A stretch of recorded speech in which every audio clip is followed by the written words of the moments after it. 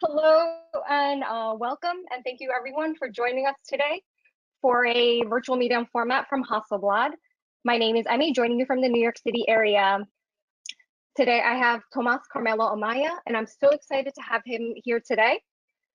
Tomás is a photographer, filmmaker, and director, focusing on creating opportunities for healing by embracing Indigenous teachings and knowledge systems in his expressions and collaborations.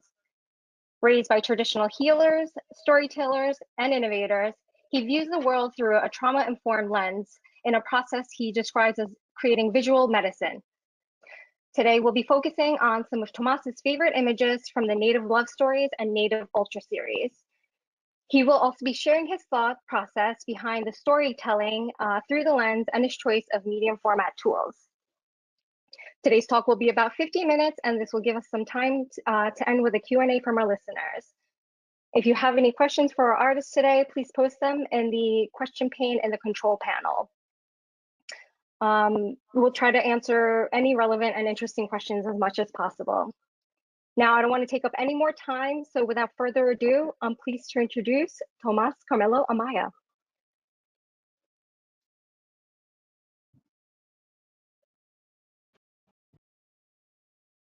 Hello, hello. Hi, Tomás. Geshe, hello. Ho Good to Tomás see Carmelo. you. Ho Tomás Karmelo Amaya Leshana. Hello, my name is Tomás Karmelo Amaya. I am Yoeme and Ashwi on my mom's side and Ráramuri on my dad's side. It is an honor and a blessing to be here with you, Emmy, and the Hasselblad team, as well as everybody who has joined in today. I am, as Emmy said, I am a photographer, a filmmaker, and writer as well. But I'm also a partner, and I just recently proposed to my partner. So I am now engaged, and I'm also the father or dachu of our little girl Hasea, who's going to turn 1 year old. And so it's an honor and a blessing to be here. Okay. I wanted. Oh.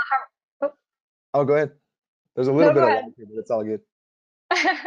So I just wanted to ask, could you tell us about yourself and just how you got to where you are today? Absolutely. Well, I am currently in Phoenix, Arizona. This is the traditional homelands of our O'odham relatives, as well as our Yavapai relatives and Yoeme, our Yaqui relatives. And I was born and raised in West Phoenix, Arizona. I feel like that had a lot to do with my upbringing and how I viewed the world, in addition to the indigenous teachings in our household and in community. What I think is that at the center of me being a storyteller is having that great blessing of storytellers through time immemorial, through our culture, and through the things that I learned from, like my aunties and uncles and my grandparents. And so all of that culminated to me really starting to kind of embrace and accept that part of myself and see it as a way that I can communicate and give things in a good way to the world. And so not before long, a lot of encouragement came from different community members, family members, and friends. Um, Definitely peppered in there was, some self-doubt and other things, but overall, I had people encourage me to pursue this path of storytelling. And fast forward, it turned into visual storytelling. And here we are now with a visual artist talk with Hasselblad. And I'm just, again, just thrilled to be here with you and to discuss some of how these images were created. Definitely welcome, Tomás. Now, how did you get started as a photographer? And did you have an educational artistic background growing up? Yeah, the first thing I started doing was, I think I started drawing, and the drawing led to people just noticing that type of expression.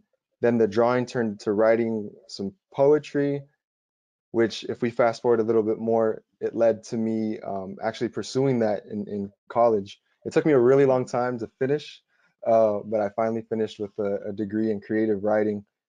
And in between that time, kind of when I started writing my first poems. I was about 7 years old, and then actually having like this, I guess more formal title of, oh, I guess I have a degree in creative writing. Um, in between that time, I was photographing my family more than anything, was people around me who I love. And my intention was to honor these people around me and just find whether it was certain lighting situations or textures or things that would um, help create like this, portrait of them, something that would make them feel good.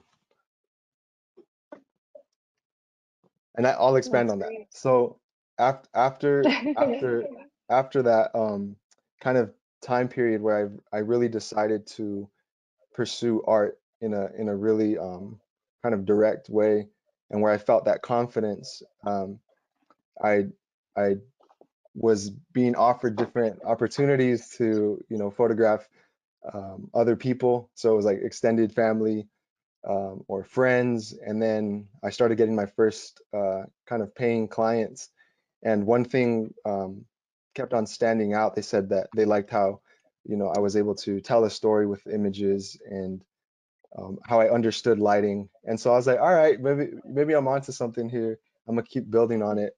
And not before long, those opportunities just kept on increasing. Mhm. That's great. Now, so this is a Hasselblad webinar, so let's talk about what's in your gear bag. Let's do it.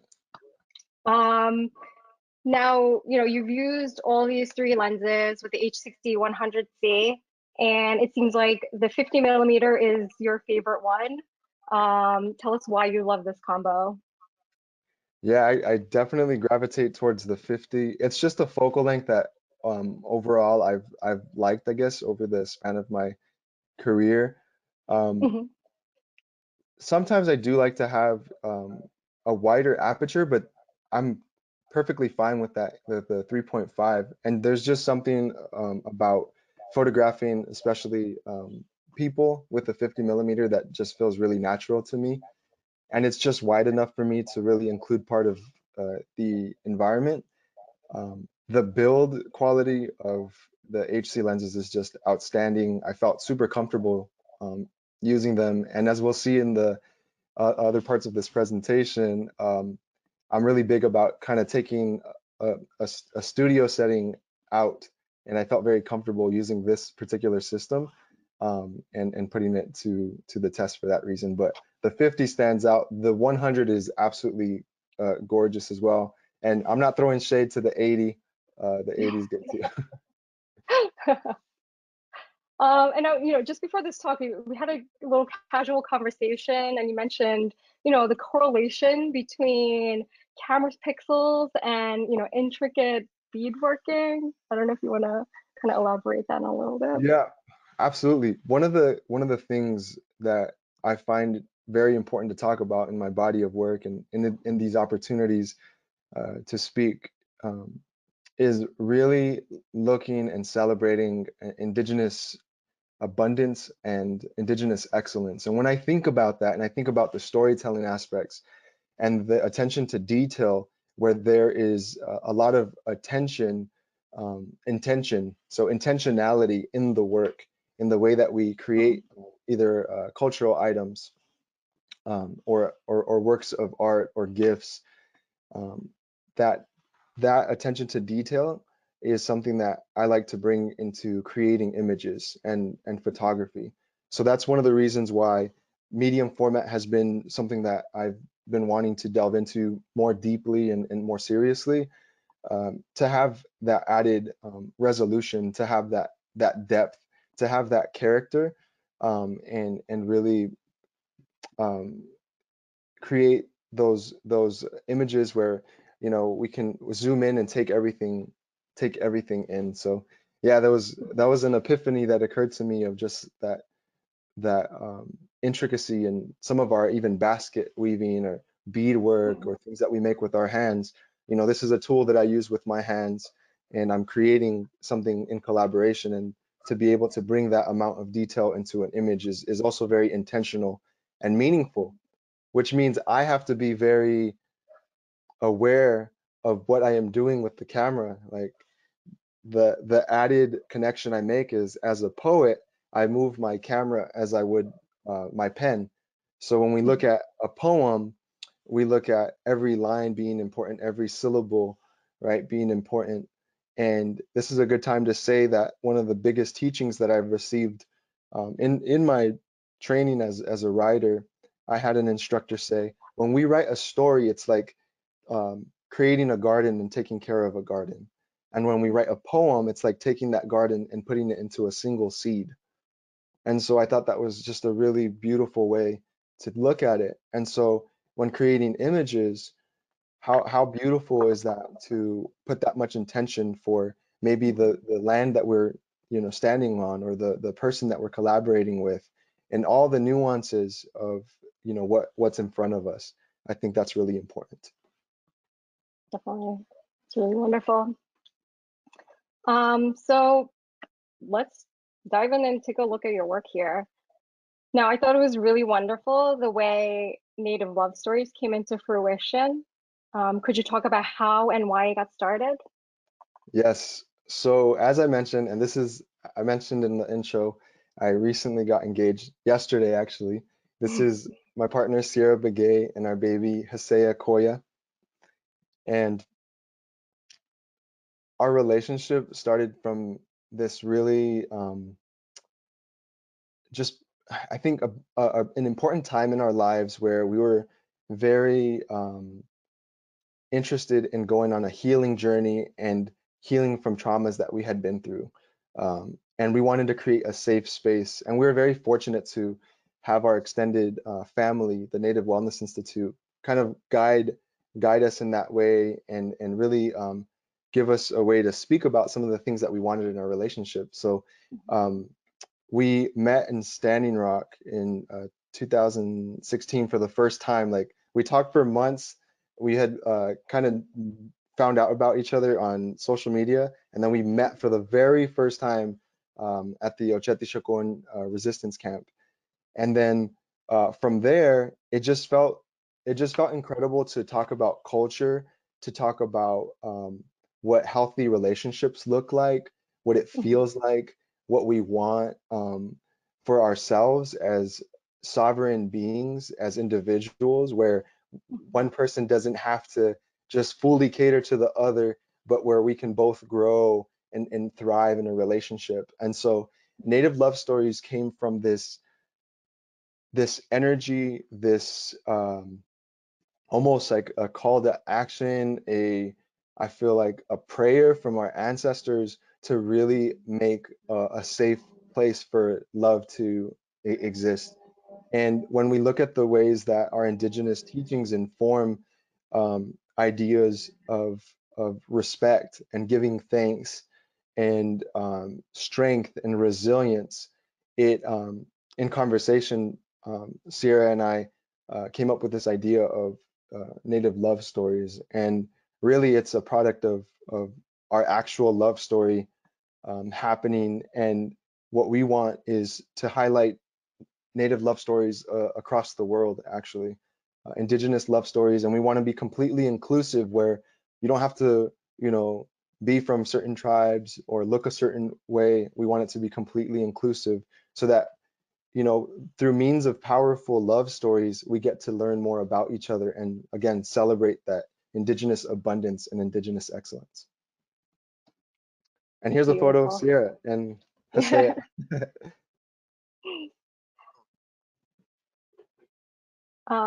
So what goals do you have for this series? One of the goals, one of the things that Sierra and I have been very grateful for is we get messages routinely of other couples that are like, yes, this resonates with me, or this makes me feel good, or this gives me some hope. And this is sometimes, in our comments and social media, sometimes it's in our direct messages or emails or in person. And so if the goal is to bring about these good feelings to people across the world, um, through the power of love stories, and then through those stories we get to talk about what a healthy relationship is like, or what being trauma informed is, or maybe we can start to understand, why some of our loved ones are, a certain way, or why we are a certain way. I think this leads us to more opportunities for us to exist and celebrate each other in meaningful ways. So there was just something powerful about love stories that I feel a lot of people can relate to in different capacities. And having both been people that have struggled uh, with certain relationships that were maybe toxic or that weren't really working towards our healing journey, there's, I think, a lot of even conversation there to be had. And so if the goal is we have more of these conversations, Mhm. then that's amazing. Absolutely. And do you want to kind of elaborate on this photo a little bit? It's such a Absolutely. beautiful photo. So this photo is created just in South Mountain. Mhm. I try to, as often as possible, learn our local names from local tribes, our O'odham tribe. This particular name it's not coming to mind right now, but this is the South Mountain. And I wanted to include um, a fabric piece, an Mhm. element of just like fluidity. And I wanted to show this beautiful sunset, and just like the love between our family.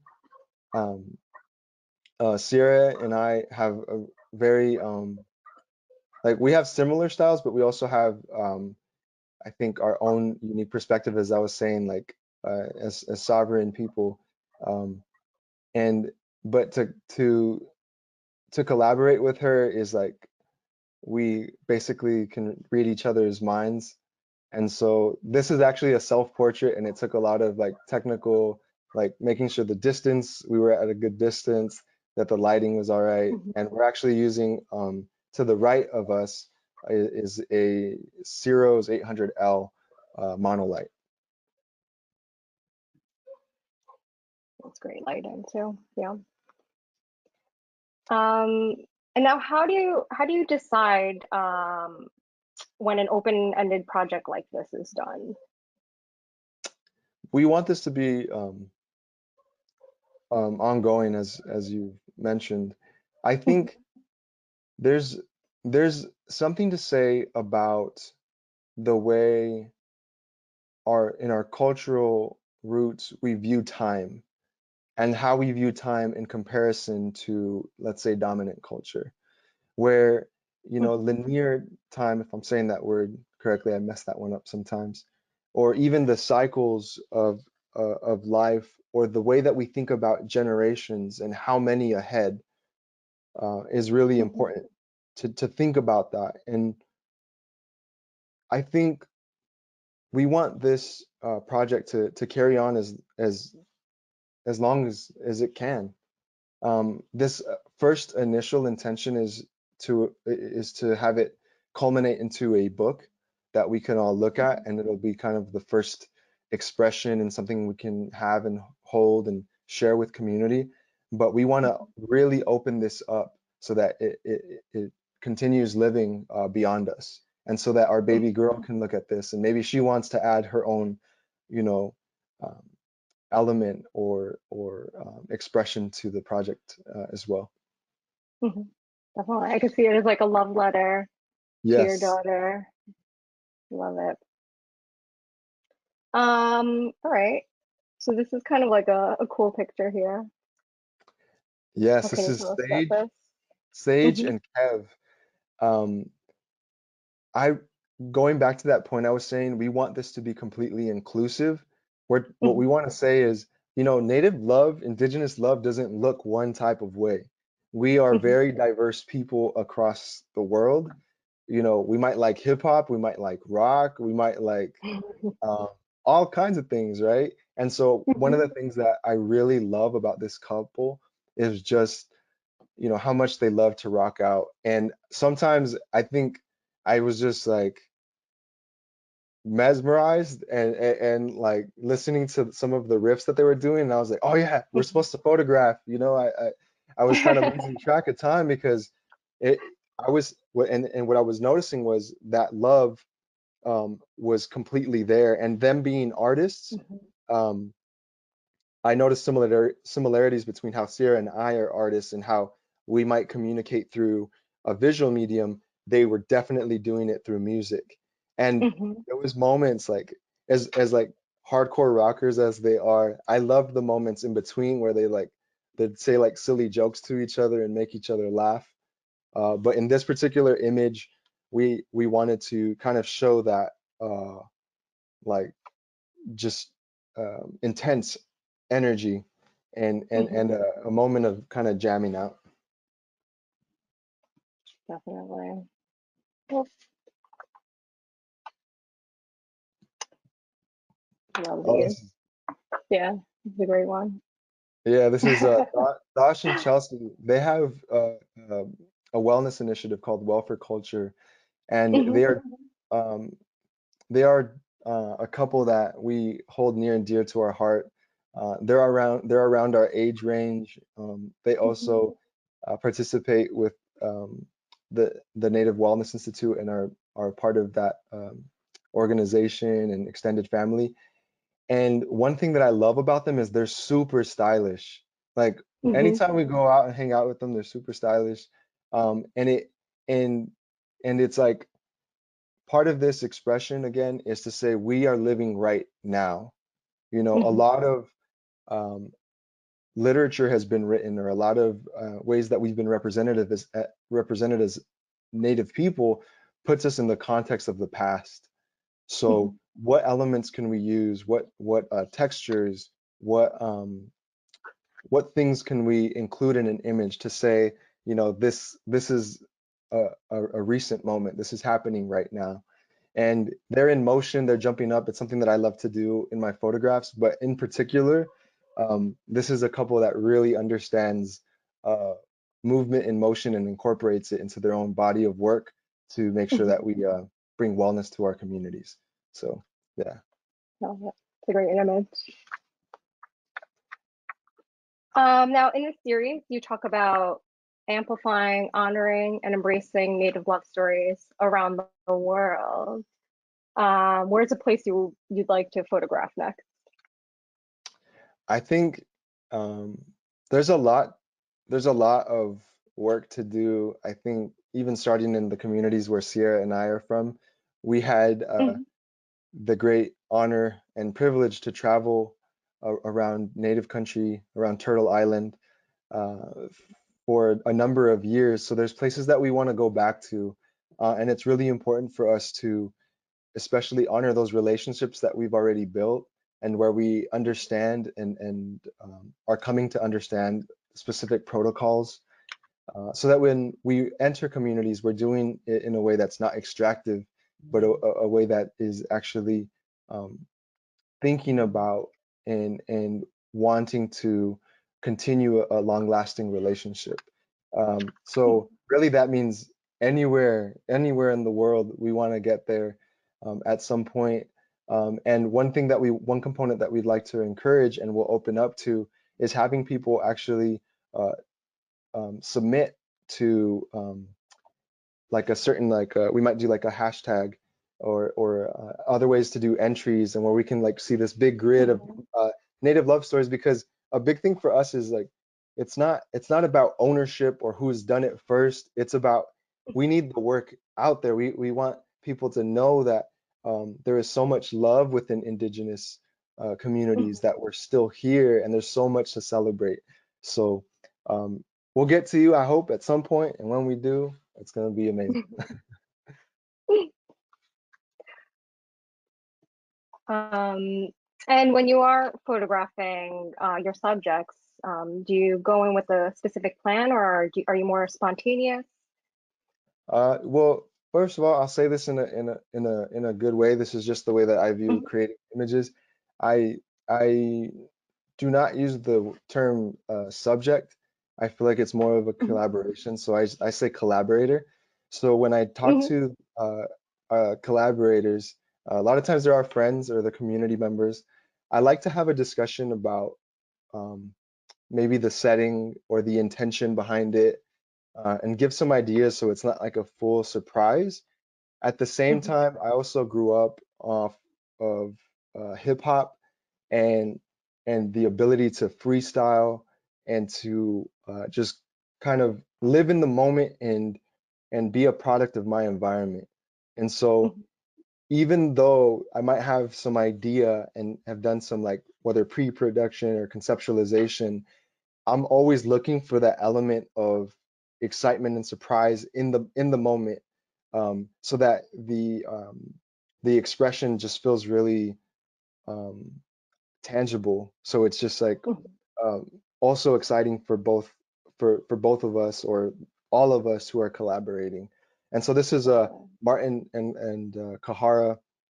Mhm. They're amazing artists as well. And again, disclaimer, we started with a lot of our friends and family who are local, and we were very careful to follow guidelines because of the pandemic. And so Mhm. this is going to show one specific group of people because they're our friends. But to go back to your question, planning is really important, but especially when we're in indigenous communities, that goes with following protocol. So asking somebody, let's say, to wear a certain cultural item might not be appropriate. You know, Mhm. they might need a blessing from an elder. And so I just, as we have this really diverse listenership right now and viewership, I just want to remind everyone that that's really important to, follow Mhm. those protocols, and it leads to beautiful moments. Absolutely. Now we're going to kind of segue into these series of images. This is really part of the Native Love Story series, but sort of an extension to like the love for your heritage within the indigenous communities. Yeah, And these are really wonderful set of yeah. images here. Thank you. Mhm. Uh, One of the people that I showed is Thosh, and he Mhm. uses this. His name's Thosh Collins, and he was one of the guys jumping, but he uses this word inextricable, and I love it because really, when we talk about native love stories and then love for land and love for people and relatives and culture, it's really inextricable. It's all connected. It's all tied in. And so Mhm. sometimes when we're doing these presentations or discussions, our hearts kind of like, wait, it's all part of the same conversation. But I know it Mhm. helps for us to have like this idea of scope. So in this particular set of images, it's an extension of that love and that abundance. Mhm. But here I'm looking at like a brother, and I want to honor his love for dance and why he dances, Mhm. why he expresses himself in this way, and how he wants to protect community in this as well with his mask on. This is Mhm. Thai lodgepole. Love it. And now, artistically, what is your goal when you set out to encounter new people on your journey? What is the goal? The goal is to create Yeah. healthy relationships. So Mhm. defining what, good boundaries are. I've noticed that on productions and on sets, when we have an understanding of really appreciating human life and the value of our environment, and we see eye to eye on these critical issues of staying safe, and we are in a place where we can talk about, indigenous sovereignty and self-determination, and it doesn't make people completely uncomfortable where we can't work. Once we Mhm. once we get through a lot of these conversations that for far too long we've, I think, been deprived of, then that's what I'm looking for in encounters where we can really value every moment with love for relatives, knowing that we're all relatives. Mhm. Definitely. Wow. Yeah, that's a good way of saying it. Love it. We have a question from the audience here, but we're going to try to answer it here. You tend to avoid studio portraits. You had some before, but you shoot a lot of outside during golden hour. So what inspired you to, photograph this way? I've been thinking about this even more. Yeah. Just every part of the day is precious. But there's something about uh, golden hour, whether it's in the morning or the evening. I tend to gravitate towards the evening. But Mhm. growing up in West Phoenix, I was in the city, and like I had the freeway really close to us, and then we had trees um, right next to us. And sometimes I just wanted to look out into the sunset, so I'd climb up on the roof and I'd look out, and I just loved, especially here in Arizona in the Southwest, the different Mhm. tones that are produced during this time of day. And Mhm. there was just a feeling that I felt, and it was weird because the feeling was at one time like it's joy, but then I felt sometimes a somberness, and I was like, there's something big here. And I think throughout my life, now that I think about it, there's just Mhm. something within that part of the day that I'm really drawn to. And I'm still, as my mom taught us and so many others, that we're students for life. I'm still understanding, what Mhm. that relationship is. But I love the different tones. I love how there's like a drama to it, and like it makes me think of like the word cinematic. I love like cinematic Mhm. looks. And maybe because it's such a short amount of time, to capture it during that time. I don't know, maybe it's kind of that too. Dang, I think you're In the zone. uncovering things here, Emily. There is something to do with the urgency, and I'm gonna relate this Right. back to Mhm. hip hop and being like on the spot. Like if you need a freestyle on the spot, the beat's only gonna Mhm. last this amount of time, or you're in a cipher and this is your turn. What are you gonna do when it's your turn? Mhm. I think I gravitate towards that. There's something about even the wit and ingenuity, and I even think I relate it to even when we say like jokes and have comedy within our community. There's something about being quick, and even Mhm. though Mhm. you're prepared and ready, there's something about being um, able to perform and create in that short amount of time. So thank you for making that connection. That's dope. Now, when did you decide to pursue visual storytelling as a career? Okay, I think that last word is really important. Visual storytelling, I feel like, has been with me throughout my life, and Mhm.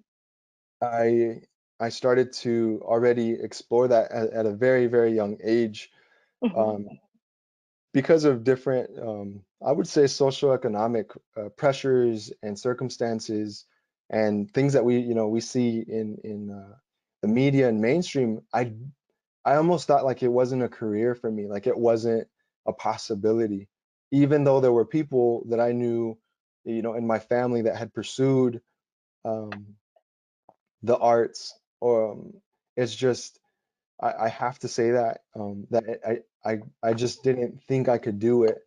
And while I did have support, from family and friends just kind of encouraging me, I think it really took um, that healing journey of understanding, where traumas come from, and knowing that if I'm good at something and I work at it and my intention is good, then I can make this sustainable. And it took a very Mhm. long time of me working different jobs. I even worked in the medical field for a while as a language interpreter. And I made that jump, maybe like a full jump, maybe over 6 or 7 years ago, where I'm like, I'm Mhm. gonna do this completely full time. This is what I'm gonna do with my life. And Mhm. I'm very grateful for everyone who's supported me through that. But it's hard to pinpoint a time. I think it happened in different spurts. And for again, all of us listening, and I want to encourage my baby girl too, as you know, we're raising her in our household. It's like those those comments, those positive affirmations go such a long way for our youth.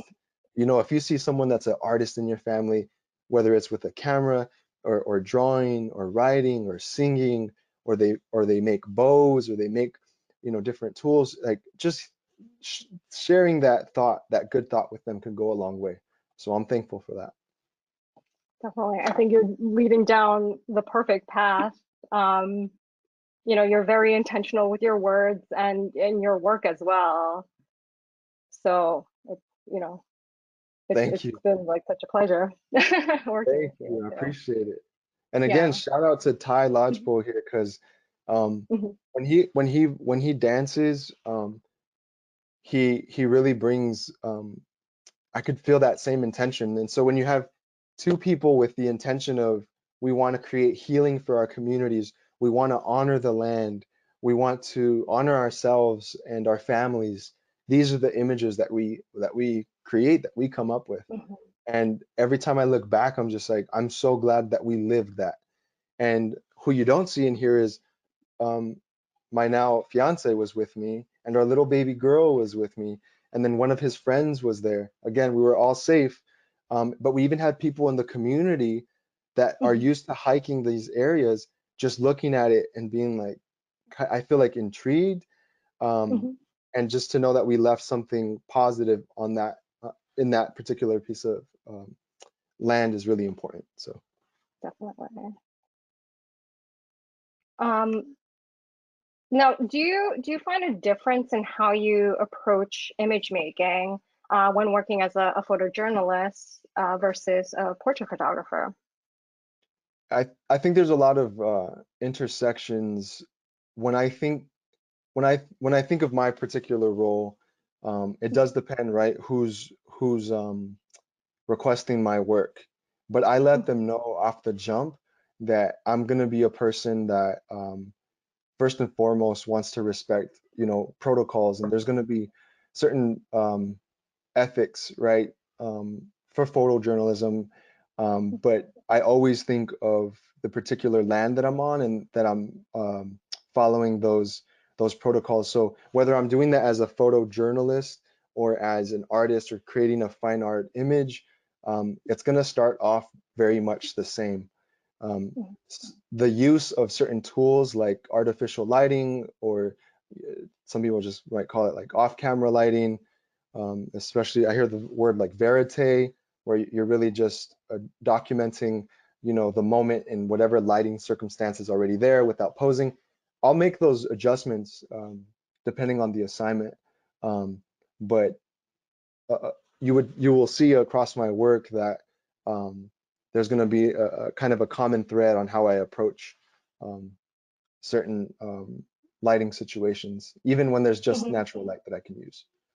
Yeah, but can you talk about some of this image here as well? Absolutely. So check this out. We Mhm. wanted to create an image earlier in the evening, but a couple of things happened logistically where it didn't work out.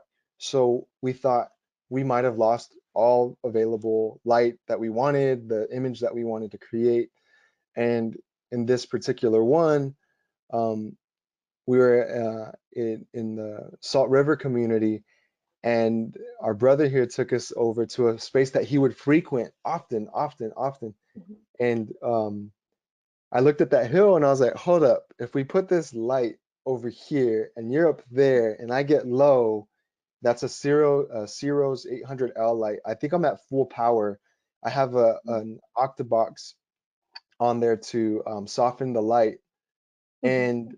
and it's kind of pushed a little bit behind him so that there's that kind of depth to him. So um, it ended up being an image that we all really liked, and it again shows motion. And he's like, "Oh, that's crazy! I didn't even think of that little hill like that."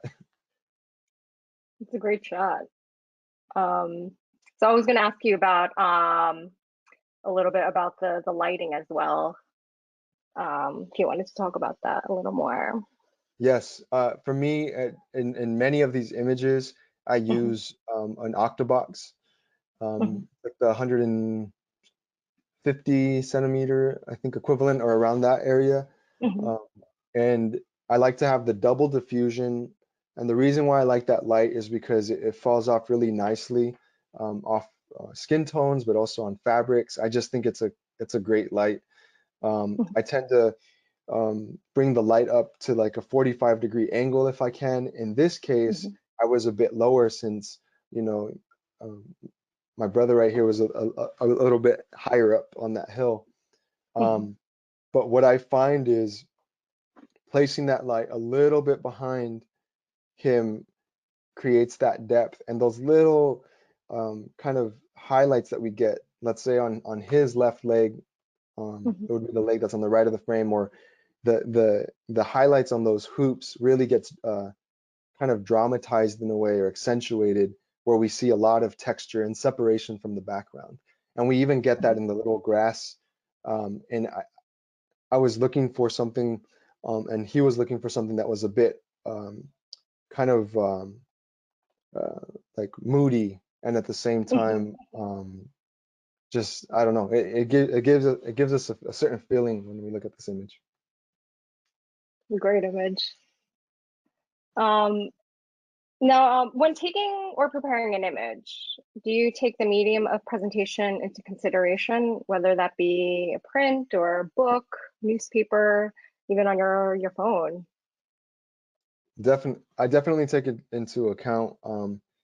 I feel like the beauty of a medium format camera is it allows me to, um, I like to crop in camera, but I have so many more pixels to work with so that I can adapt an image to those different formats, and to those, where they're going to end up, whether on a screen or in print. Um, so I do like to take that into account for native love stories. Again, the intention is to have it become a book. And so I'm looking at a lot of different considerations, especially on layout. But again, being able to use a medium format camera gives me a lot more breathing room and latitude to make those adjustments after the fact. Absolutely. So we'll move on. Now, this is Naomi Glasses, Yes, and can I just say everything about her is just fierce. Um, I think it's one of my favorite images. And what's exciting is that it was featured on Instagram's story last week as one of the things that made us smile segment, which was like, wow. Now, yeah. what's the story behind this image? First of all, I completely agree with you. She is super fierce in the most iconic way, and at the same time, the sweetest, coolest person you'll ever meet. Shout out Naomi Glasses. She's a Dene weaver, uh, skateboarder, style icon, and just overall artist and skateboarder. I haven't said that already. This came about for a project called the Dene Skate Garden, and to raise some funds for the creation of a skate park out in the Two Gray Hills area of the Navajo Nation. And we had been wanting to work with each other for a while, so this was a perfect way for us to do that and also bring about good things to our communities.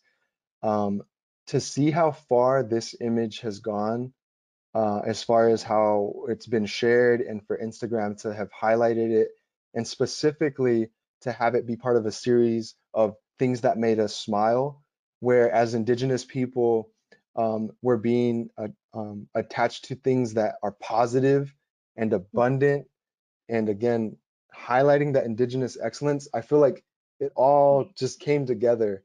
And again, it's that same thing. You know, Naomi and I want to support community. We we um, we love each other's work. We are able to talk about things in meaningful ways. And here we go. Here's this image that really is much greater than ourselves. When things like this happen, um, plenty of times I've talked with my peers, this is our ancestors meeting each other. This is them, their wildest dreams coming together, through us. And we're able to be a part of that. And so we just kind of sit back and say, this image, what is it going to mean to, a little girl, a little boy, or non-gender conforming person, Yeah. to represent strength and resilience and just like that beautiful fierceness. Mhm. Oh, just absolutely beautiful image. Um, Now I don't know, this was a part of like the same series. Um, but I think we wanted to talk about the details um about this image. Yes, So if you want to this elaborate. particular one. Oh, thank you. This Mhm, particular one, I know in the other photo we kind of get the full environment and expression and um, Naomi's style, but also her like body movement. In this one, we're looking at very tight juxtaposition of this fabric of of the skirt, the leather, and the moccasins, and then this hard board, which is also made of wood, but it's I think that balance and that energy between all those elements that creates a feeling of almost like I feel like amazement of something that I'm proud of, um, to be a part of. It shows the time that we're in, that this is in modern, times that we're in this context, but there's nothing that says that our cultural ways, our indigenous life ways are mutually exclusive with the world around us. We are very much a part, have been a part, and will continue to be a part, for many, many light years ahead. yeah, great. Oh, now a lot of comments coming in. The audience just absolutely loves your work. Oh, thank you. Okay. So this is a little different from the other images we've been, showing today. What's the story behind this one? This one is about celebrating our cultures. He was actually the hoop dancer Mhm, in the other photos, and he also identifies as Mexican. And so we wanted to honor that part of his identity and how he expresses his Mexican identity. And again, it gets really nuanced when we look at there's indigenous peoples in Mexico too, where one of my tribes is Ráramuri. Um, mhm, but we all express ourselves in different ways and how we connect to our culture. In this particular one, he was proud to dress up like his dad has and how he has, um, mhm, and live in this world where he's an indigenous person, absolutely, and he expresses himself in that way with his hoop dancing, and then he expresses himself in these cowboy boots and this sombrero. And what's important to note here is that we're right here at his home, and mhm, what was really beautiful to me was seeing a family member peek out, and kind of see the photo session happen. And then we had this mhm, great discussion of, that's the beauty of bringing kind of a studio and these tools to our communities, and honoring people where they are, because everything becomes so important in the image. Like the mhm, fire pit he might have used to, cook some food for his family, the land that's behind him, those trees, the molcajetes, or the where you create and grind salsa and other items. All of that's important to, his story. And so that's why I really like this image. mhm. Okay. We move on. This is Valerie. Yes. Yep. Okay. Valerie is Hopi, and she and her family are um, very involved in indigenous food sovereignty. And Mhm, so right in those fields, there's corn that she grows with her family and takes care of and helps provide for her community and beyond. And mhm, this is an example that stands out of the entire series that I've shown, because it's relying solely on natural light, and with a mhm, bounce that we're using to her right or to our mhm, left. And I just love how we were able to get so much detail in her hair, mhm, and in the plants. around her, and her expression on how she really is focused and taking in the moment of harvesting. I have a question from the audience. Sure. Who are some of your inspirations, and did you have a mentor growing up? Some of my inspirations are, I would say my parents. I have to. It's very close to home. My dad Mhm, is someone who worked really hard his entire life. He worked in construction for a very long time, mhm, and then became a sculptor, a construction worker turned sculptor. But he would always make things with his hands for people that he mhm, loved. And then my mom is like this brilliant, like amazing indigenous, matriarch who ended up studying science, mhm, microbiology. And so I'm this mix of a person that really appreciates and understands art, and then also understands science. And what we find a lot is that some of the things that we know within native country is that science catches up. And I won't get into that discussion because it's a different one, but my parents are two individuals that I really look up to and that I'm grateful to still have with me. Um, mhm, I want to express that gratitude. mhm. And science and art definitely like go hand in hand together. So, um, Absolutely. yeah. Okay, so this is another shot of Valerie, just a close up of her hand. You said it was harvesting. What is Yes. she So she harvesting? likes to gather some of these berries, and Mhm, they come around at certain times of year. And mhm, she was telling me more about them, and that she was able to harvest some a little bit earlier as well. But she was happy to find this many. What I love here is just like the range of greens and yellows that we get, and there's like this bluishness mhm. um, that I just really appreciate too, and what she's harvesting. So um, Well, that's great. Now, as we move on, this is your most recent series, Native Ultra. And we saw a little glimpse of this new project on your Instagram page. Um, so could you talk about how you came to this style of photography and your ideas behind it?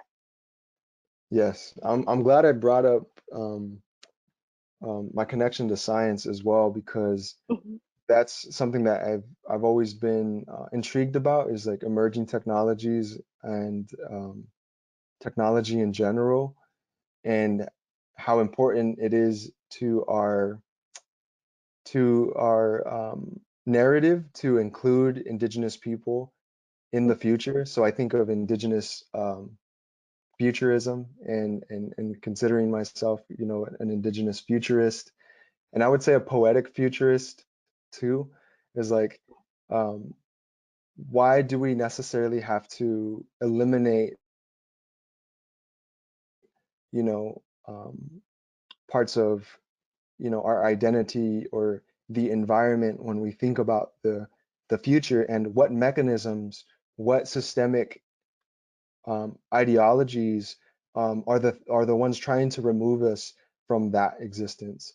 And so mhm, Native Ultra is about going beyond the preconceived notions of what it is to be native, and to use emerging technologies like projection mapping or UV light filters, and even in later instances, in other iterations, is going to be virtual reality, and making sure that while we're exploring these different types of expressions, we're still very much rooted in our culture, and we're still following that protocol. Again, it is not mutually exclusive, and we are not mhm, the first to do this. Our ancestors are indigenous futurists. They thought about us many, many, many generations before us. mhm, So with New Encounters, it's about challenging norms, and the Native Wellness Institute, who we work with, often talks about taking healthy risks. So how can we take healthy risks together, where it's again kind of maybe going into some situations that make us feel uncomfortable, but then understanding why we're feeling uncomfortable, and then making meaningful art from that experience. And can you talk about some of these images here? How you got the shot? Yeah, this one's kind of cool in that we used um, a UV filter from Broncolor to cast some UV light, and you'll see highlights in the shoelaces and on his patches. Yeah. And then we slowed down the shutter, but we used a flash, so we were able to stop motion, but then still have some light trail. He's a ex b-boy, a house dancer, and music producer. Goes by Tomahawk Bang, and that's in the Salt River territory over there. And so this is one. I feel like it's definitely taking more and more shape. There's some other ideas I'd love for you guys to check out, so make sure you stay tuned. Yes, we can't wait to see more of this. And unfortunately, this is our last image here. So if the audience has any questions for our artists today, please post them in the control panel, the question pane in the control panel. So this is kind of a loaded question, but what kind of legacy do you want to leave behind? Ooh, that's a big question. I think that as a new dad, a new dachu, I've been able to really understand what legacy means or what it could mean when we add that to the things that we were taught growing up. And I feel like if people look back or look at my work and they see opportunities for healing and to either start a healing journey or come to the understanding that healing is a journey, not a destination. If all of those things could come about and be represented in art that I had a hand in creating, then I'll feel really good about that legacy. I feel like um, this work is always way more than about me or my particular skill set. It's about the tribes I was born for. It's for my family. It's for a love for all of humanity. And so I hope that that opportunity for healing is there expressed in my work. And I don't want to lose sight of that intention. Definitely. Yeah, that's a great way to end, I think. But we're going to move on to Q&A from our audience. So we have one question here from Raju. He's asking, do you think academics like creative writing influences your thought process while making a picture? You know, I think it absolutely does. There's going to be some resistance to um, institutional knowledge sometimes because of things that have happened to our people, that have happened to my family, that have happened to me personally. But one thing that I was taught by my grandmother is to think of the solutions and not the problems. So I need to look at every opportunity as a learning opportunity. And so because I made the effort to study that, I definitely walked away with um, some value, and a lot of that value came from my peers and from that saying that I talked about, the garden fitting into a seed. I learned that through one of my instructors during my time in creative writing, and so I'm grateful for that. Great. Now a little bit of technical questions. What does your post-production process look like? Do you edit your own photos, all of that? I do edit my own photos. Mm-hmm. I like to use dual monitors. That always helps me. Even though they're identical monitors, I feel there's still like some color difference that I'm still trying to calibrate them. But I like to, with this medium format camera, I like to use, I've been using focus more often and photographing tethered. So that helps with organization. It helps me really see maybe changes that I want to make close to real time as I'm tethered. And so that has been something I've implemented more often, and it helps me with my post-production. But I do my own color grades and retouching when I need to. Sometimes I'm at a very high f-stop and a few dust particles and lint get in the image, if y'all know what I mean. That happens. Great. And just like repeating what you said before, they want to know if you use mainly lights like flash outside, or do you use a reflector?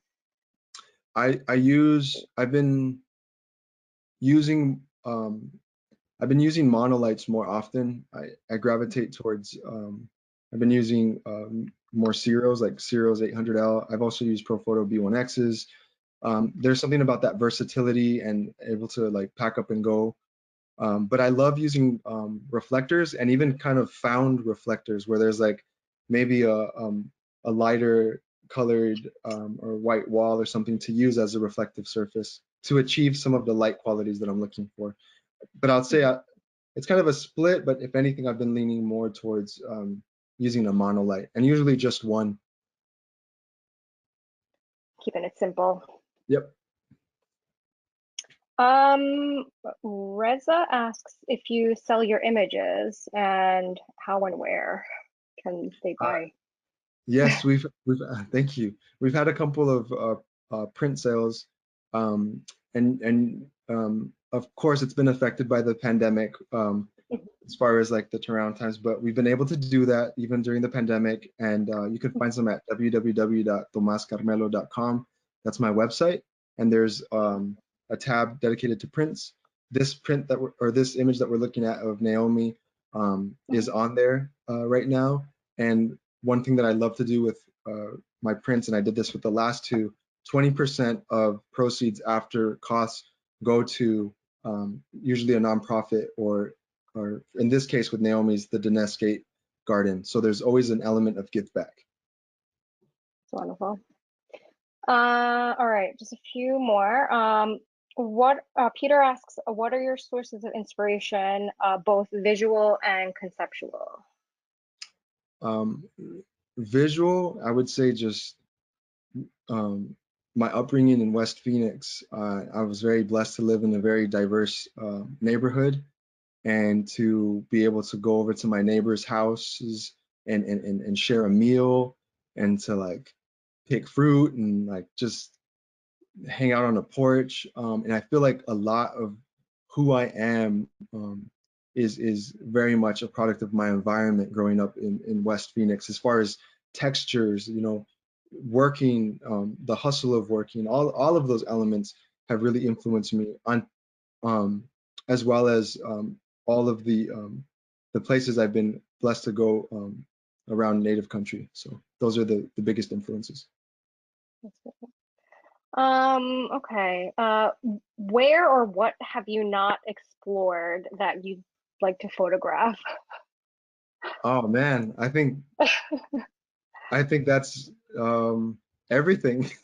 I feel like even the things that I've seen or have been a part of creating, I'm more than happy to revisit it. Like I was that kid that can like stare at one part of our backyard, and I'll be there all day just in those like 2 square inches, because I was like, oh look, there's this pebble or there's that rock. And I know maybe that doesn't answer the question so much, but what I really want to drive is like just being part of this life, this experience is major. And there's so much when I think about the future, and I think about the universe, that is amazing. And we have our stories that tie us to the far reaches of the universe, but it's also about admiring and appreciating everything that we have in front of us.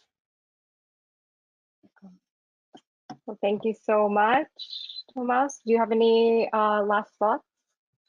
I want to say Elakwa, that's thank you, in our Ashwi or Shiwima language. Gracias a todos los que hablan español. Thank you to everybody that speaks Spanish as well. I hope that we can have more conversations in other languages as well. I know that we have a diverse set of viewers here, but I want to thank you personally for your time on behalf of my family, for listening, for having this conversation. I want to thank you, Emmy, for being just so amazing to speak to. and thank Thank you. Hasselblad for all the support and just like really showing love and creating space for Indigenous self-determination and sovereignty and image creators. I feel like this is all important. And so just a special, I love you and thank you to my family and friends that are watching. Thank you. Thank you again, Tomas, for joining and sharing your work collection of work. I'm really looking forward to following your journey and the development of your series. Now, to see more of Tomas's work, you can follow him on Instagram at Tomás Karmelo and his website, tomaskarmelo.com. I would encourage you to check it out. And for anything Hasselblad, if you don't follow us yet, we're at Hasselblad on all social channels. And if you miss a part of this webinar, it will be available on our YouTube channel later. We would love to hear your feedback on future webinars, so please stick around for the survey at the end. Thank you again for joining us and stay safe out there. Thank you.